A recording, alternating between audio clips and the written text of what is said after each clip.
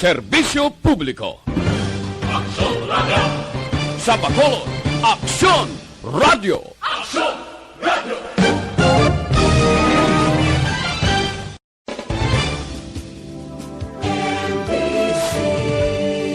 Manila Broadcasting Company.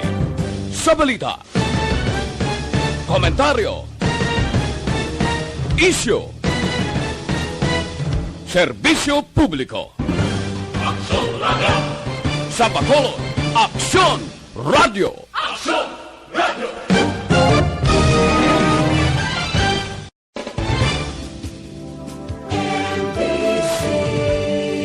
Manila Broadcasting Company. Sa balita, komentaryo, isyu, serbisyo publiko. Aksyon Radio. Sa Bacolod, Aksyon Radio. Aksyon Radio.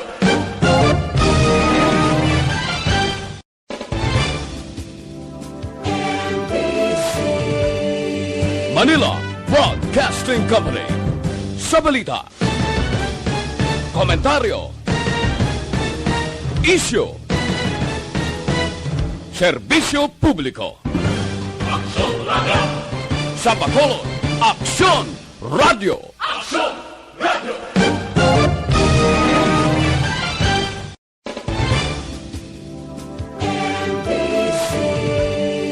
Manila Broadcasting Company. Sa balita, komentaryo. Magadulong sa inyo sang mga nagapanguna nga balita lokal, national, international, sports, kag entertainment. Aksyon! Balita Evening Edition. Kag karon ang inyong news team. Una sa balita, una sa aksyon. Mayong gabi, syudad sa Bacolod, Western Visayas, kag Bugos nga Pilipinas. Welcome na sa pagpangalagad sa Aksyon na Balita Evening Edition. Karon nga adlaw, Sabado, Enero 9, 2021. Ako ang inyong atag balita, Aksyon Dale Salazar. Sa balita, una sa aksyon. Para sa mga headlines, una kita sa mga balita lokal. Lalaki patay matapos narusdakan sang iyang balay. 36 ka mga balay nahalitan sa pagbaha sa may syudad sang Talisay. Sa balita nasyonal, pinakadamo ang COVID-19 cases sa sulod sang 3 kasimana na record sang DOH. Kapiyastahan sang Black Nazarene nangin matawhay. Sa balita international, Twitter permanente nga ginban ang account ni President Trump. Sa sports balita, Pistons daog kontra Phoenix Suns. Kag sa showbiz balita, balay ni Sian Lim ginsulod sang makawatan. Sa balita, una sa aksyon. Detalye sa mga balita lokal pagkatapos gid lamang sini. Do not just throw away questions and statements. Kasma ng aton sining Facebook page pagiya sa Aksyon Radio. Ladies and gentlemen, this is Aksyon Radio Bacolod. Aksyon Radio Bacolod #1. Nagpanguna ang Aksyon Radio Bacolod sa pinakaulihing survey sang Nielsen nga kakuha sang commanding radio station share para sa 4th quarter sang tuig 2020. Kami nagapasalamat sa aton mga kaaksyon sa padayon nga pagsalig kag pagsuporta. DYEZ Aksyon Radio Bacolod #1 with 40.10% radio station share. Number 2, Bombo Radio, 38.70%. Number 3, RMN Bacolod, 14.50%. Aksyon Radio Bacolod #1. During this crisis, the result of the survey proves that Aksyon Radio Bacolod serves the public best and will continue to give you the best broadcasting activities. Madamo nga salamat mga kaaksyon for making us #1. Aksyon Radio Bacolod #1.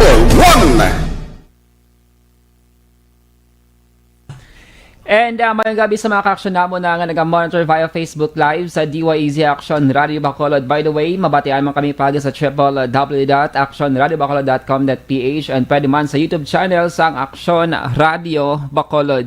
Madaming salamat sa pag-upod sa ating sininga pagpangalagad karon nga Saturday night sa mga local and national kagiban pang mga balita sa ating sininga evening newscast. This time, i-check natin ang comment section sa ating sininga Facebook Live para sa mga greetings, kutob sa mga netizens sa kag-action natin nga nag-monitor online.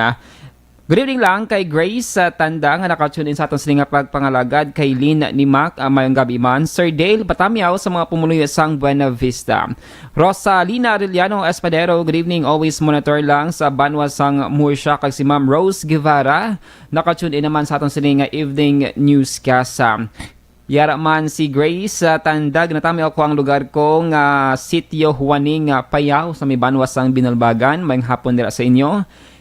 And si Sir Anthony Jones Savillo sa Blano, Action Deal, good evening. Monitor lang ko di while nag-travel na papuli hinigaran pa lang ko. Hehe. Thank you, Gid Kagina. Madamo man nga salamat sa ka-energy natin na si Sir Anthony Jones sa Blano nga nag-visit din no, sa station no, sang DYEZ Action Radio Bacolod, halong-halong sa pagpuli Sir Anthony.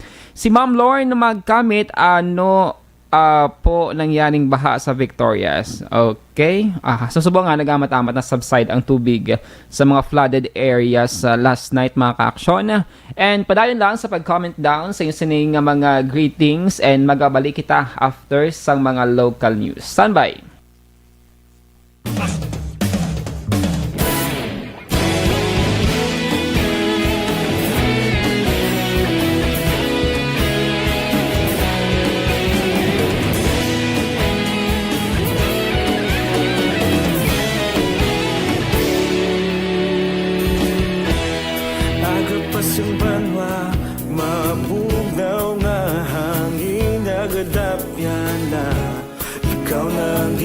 Pamati ang lamon ginasandigan, tingog sang probinsya kamatuuran ginapalap na minsay nga may dala paglaom kag kasanad. Tinuig na nagligan ikaw gihapon ang ako nga istasyon sa pagbudlak sang adlaw sa pagduhaw sang biton. Mga balita may dala inspirasyon, Aksyon Radio Bacolod man sa gihapon. Padayon Aksyon Radio Bacolod, saludo sa imo.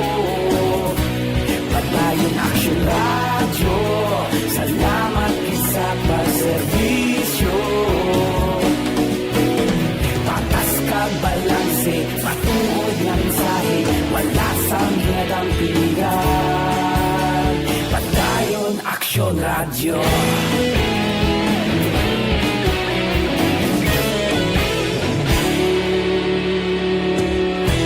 Bacolod nun kag Negros sanon inyong pamatian. Stasyon nga nagapalaplag sang kamaturan.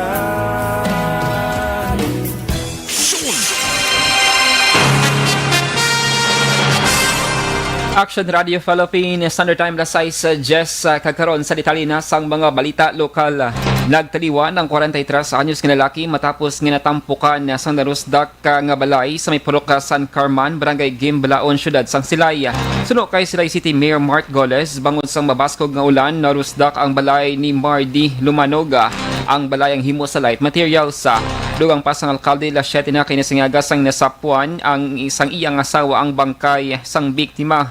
Sa pinakuling datos ni Goles, isa gid lamang ang na-record ginapatay bangod sang pagbaha sa may syudad sang Silay.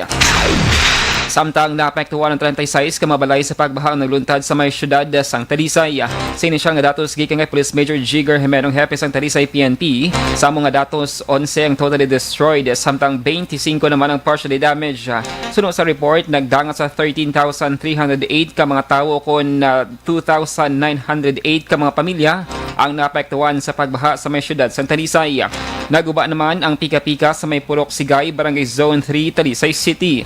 Sunod kay City Administrator Jonathan Yaldama, halos tanan nga barangay sa Talisay ang naapektuhan sang pagbaha bangod man sa high tide. Ang Talisay City ang may 14 ka may evacuation centers. Ang iban sa mga biktima ang nagapabilin sa gihapon sa temporary shelter.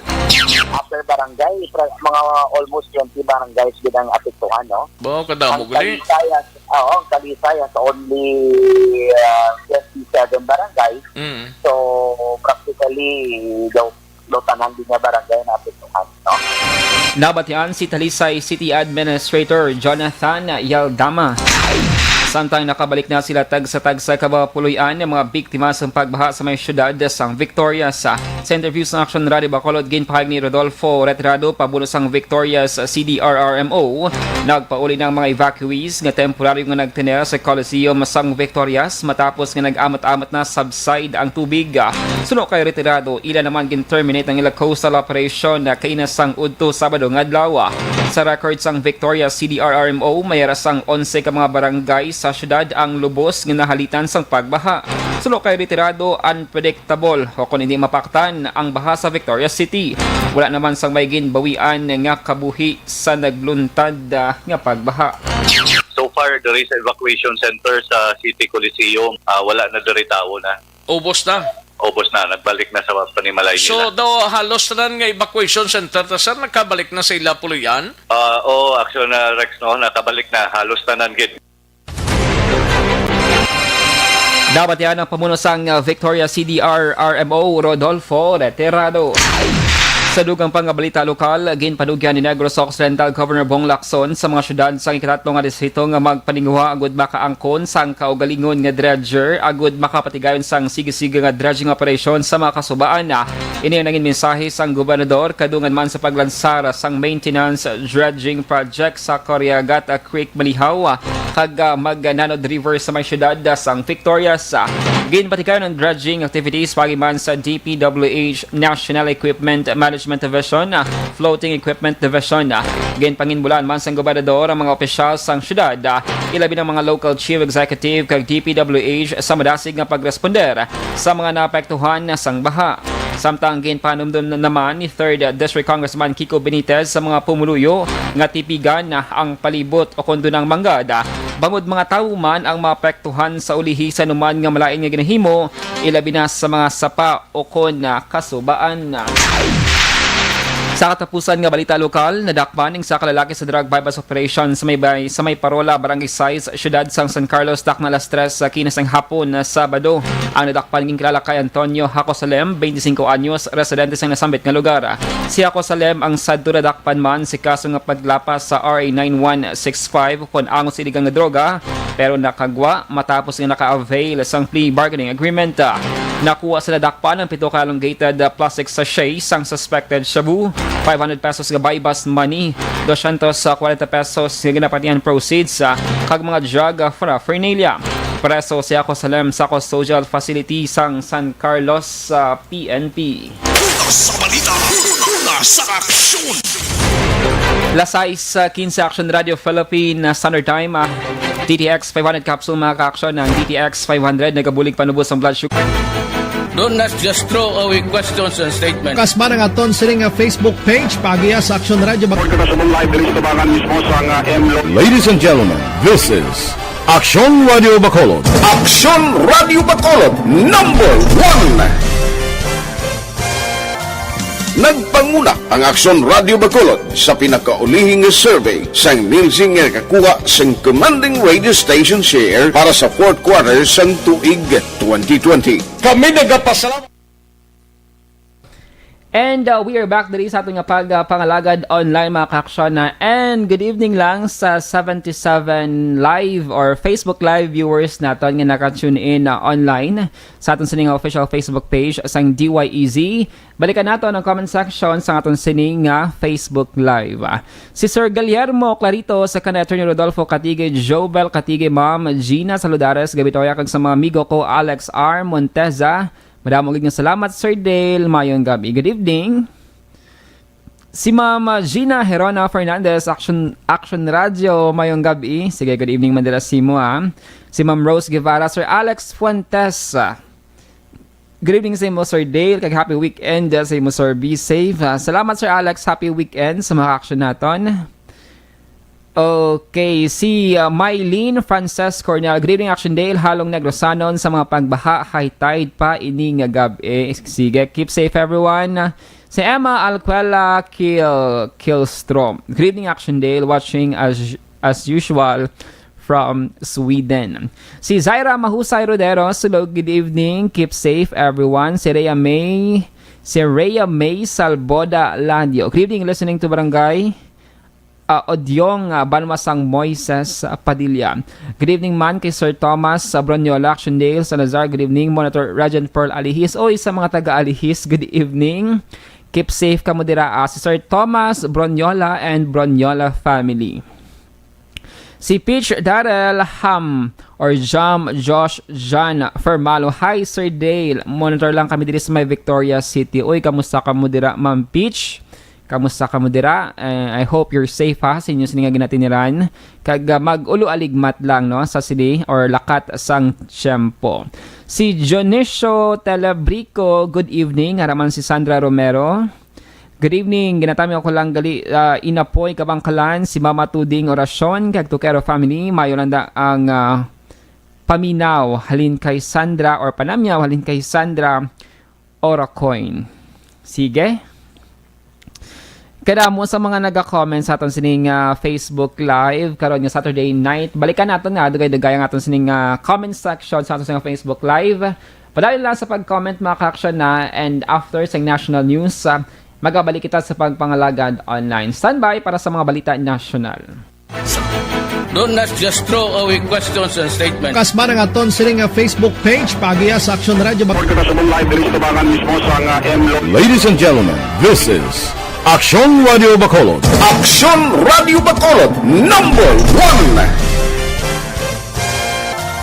Nagpanguna ang Aksyon Radio Bacolod sa pinakaulihing survey sang Nilsing nga kakuha sang commanding radio station share para sa fourth quarter sang tuig 2020. Kami nagapasalamat sa aton mga kaaksyon sa padayon nga pagsalig kag pagsuporta. DYEZ Aksyon Radio Bacolod number 1 with 40.10% radio station share. Number 2, Bombo Radio 38.70%. Number 3, RMN Bacolod 14.50%. Aksyon Radio Bacolod number 1. During this crisis, the result of the survey proves that Aksyon Radio Bacolod serves the public best and will continue to give you the best broadcasting activities. Madamo nga salamat mga ka-aksyon for making us number 1. Aksyon Radio Bacolod number 1.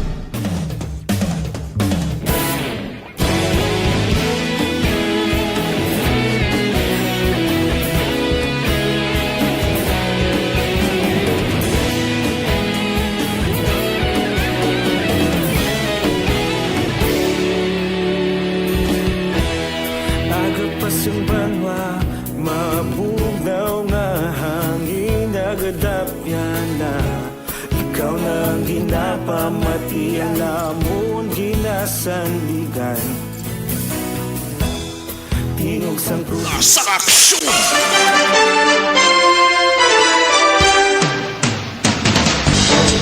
Action Radio Philippines, Standard Time lasay sa 21. Pagkaroon sa detalye nasang balita nasyonal. Na-record ang 1,952 kadugang COVID-19 cases sa Pilipinas subong adlaw Sabado. Ininang pinakamataas gikasunggan report sang DOH sa sulod sang masobra 3 ka semana.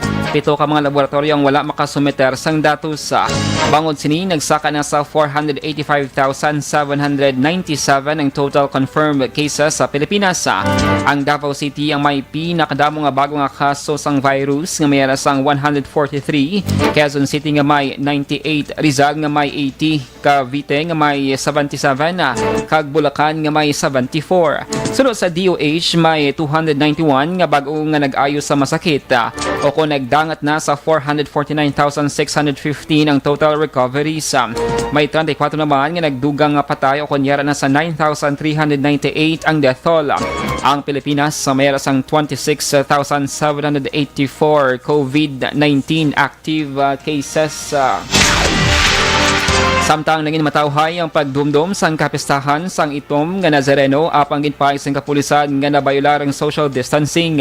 Suno kay Acting Director Brigadier General Vicente Danao Jr. sang National Capital Region o kon NCRPO, wala sila sang may nabaton nga report o kon napagpamahog kag nangin malinong ang aktibidad subong adlaw. Pero suno kay Danao, samtang padayon nga nagabot ang mga deboto, wala na nasunod o kung nasunod ang isa ka metro nga social distancing. Ginabanta sa otoridad nga yara sa 400,000 ang nagtambong sa kapistahan sa Black Nazarene nga nag-akupara sa duwa ka mamayor nga dalan padulong sa Quiapo Church. Wala naman sang mayor nga mga insidente nga na-record ang PNP. Sa dugang pangabalita national, gintugyan sa National Bureau of Investigation o NBI Death Investigation Division ang investigasyon sa kamatayon sang flight attendant nga si Cristina Dacera.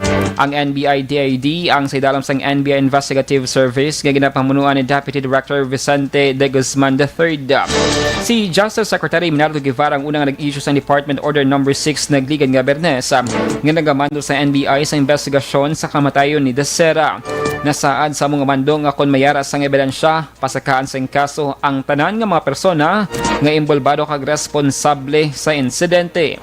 Nagmando man si Guevara kay NBI Officer in Charge Director Eric Distor nga magsumite sang report siya talatapan ang sa daragan sa investigasyon sa sulod sang pulo ka adlaw. Una sa balita, una sa aksyon.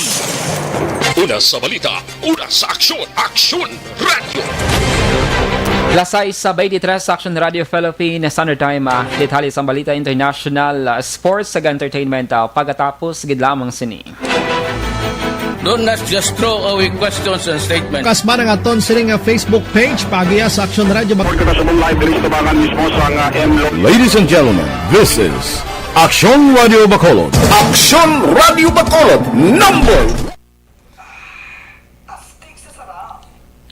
And good evening sa liwat sa mga ka-aksyon namon nga na bago lang naka-tune in or naka-monitor via Facebook Live sang DYEZ. Balikan natin ang comment section sa aton sining Facebook Live. By the way, shout out lang dira kay Hazel Marpa kag kay Kevin Arigorat ara dira subong sa Hungry Ant, no? So, halong kamo dira and stay strong kamo dira or stay strong magpabakod kamo dira sa sining matinion. Stay safe and halong-halong kamo dira. Kaya na ni Kevin, si Kevin pa. Sige si Sir Johnny Olate, si Aksyon Johnny Olate, pa shout out Aksyon Nail, hamayang hapon dira si mo sir. Si Chona Buenavida Cantonilla, good evening Aksyon Nail, happy listening sa mother ko kay Orlinda Buenavida or Buenvenida kag sa family Buenvenida sa may New Zealand. Sige, halong-halong and keep safe kamo dira. Madamog nga salamat sa pag-tune in Si Gladeline Badiles pa Yumo, good evening Sir Dale Salazar, naga-monitor gid kami diri sa may Kalong Zone 1 na Airport, Bacolod City. Sige, good evening dira sa inyo pa Yumo family. Si Dunley Hasana, good evening sa tanan. Araman si Pilar Galang Rodrigo, good evening, keep safe ang tanan and God bless. Si Sir Rogelio Agawin, sana matulungan ito ng gobyerno natin, kapatid natin, AC na. Sige Si Sir Adi Laos, good evening Action Dale, gamonter kami din ni Nana Isabel, diri sa may Cane Town, Victoria. So thank you sir, sige keep safe kamo dira. And bulubantay lang monitor lang sa weather update sa Pag-asa. Kag sa mga local news man. Halong-halong kamo dira. Si Sir Miguel Lambong, good evening Action Day, mayong gabi. And si Ma'am Rosalina Arellano S. Padero. So, madamong gig nga salamat sa pag-tune in or pag-upod ninyo sakon karon nga evening newscast. Sabado nga adlaw, halong-halong kamo. Kay naga-trotalithin naman diri sa may syudad sa Bacolod kag pila ka bahin sang Negros Occidental. Okay, by the way, sa may mga YouTube channel dira or may mga Gmail account, pwede ka mo ka-sign in sa YouTube and follow me on YouTube mga ka-aksyon na. Watch, like, and subscribe. Visit to my YouTube channel. Shameless plug na niya. Shameless plug. Search lang John Dale Salazar. John Dale Salazar. Search lang, watch, like, and subscribe. and leave a comment kung mahimo pa lang, and follow me on Facebook, Dale Explains, and don't forget Aksyon Radio Bacolod, follow man kag elect man for more news and updates diri sa Bacolod City kag Negros Occidental. Keep safe mga ka-aksyon, and halong-halong kami nila, and standby na para sa mga dugang pa nga mga balita. Do not just throw away questions and statements. Kasma ng aton siling Facebook page pagiya sa Aksyon Radio Bacolod. Ladies and gentlemen, this is Aksyon Radio Bacolod. Aksyon Radio Bacolod number 1. Nagpanguna ang Aksyon Radio Bacolod sa pinakaulihing survey sang Nilsing nga kakuha sang commanding radio station share para sa fourth quarter sang tuig 2020. Kami nagapasalamat sa aton mga kaaksyon sa padayon nga pagsalig kag pagsuporta. DYEZ Aksyon Radio Bacolod number 1 with 40.10% radio station share. Number 2, Bombo Radio, 38.70%. Number 3, RMN Bacolod, 14.50%.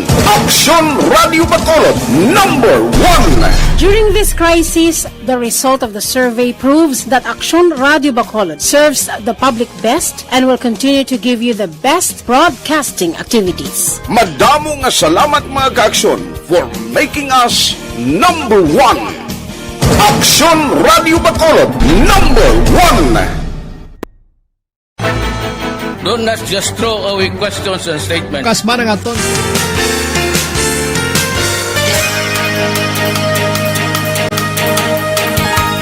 Lasay sa 28 sa Aksyon Radio Philippines Standard Time kakaron sa detalye na sang Balita International.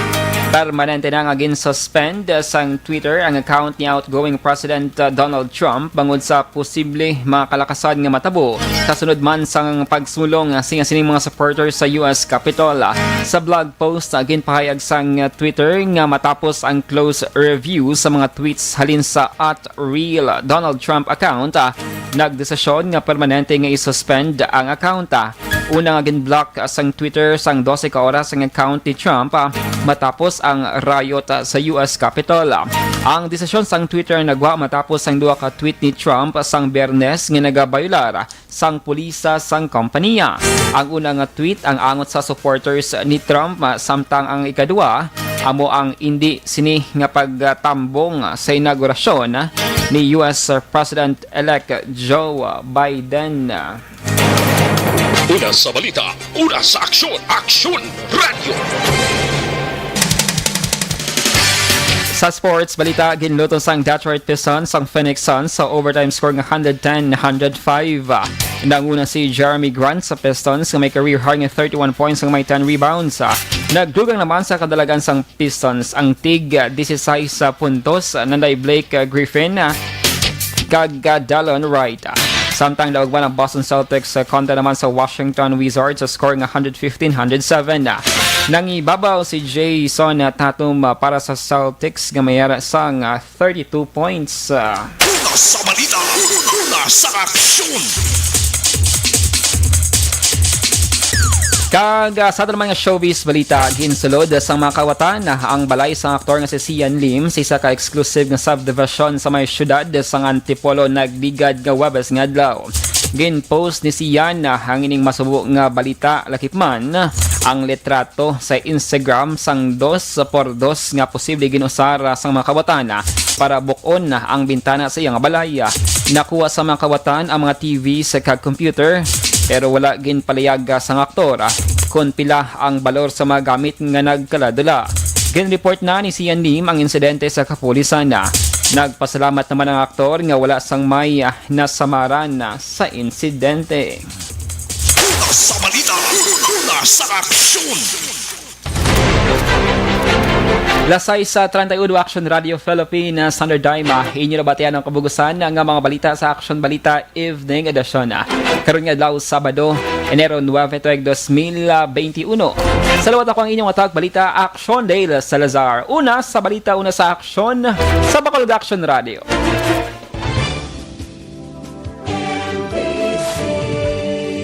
Manila Broadcasting Company. Sa balita, komentaryo, Issue. Serbisyo publiko. Sa Bacolod, Aksyon Radio.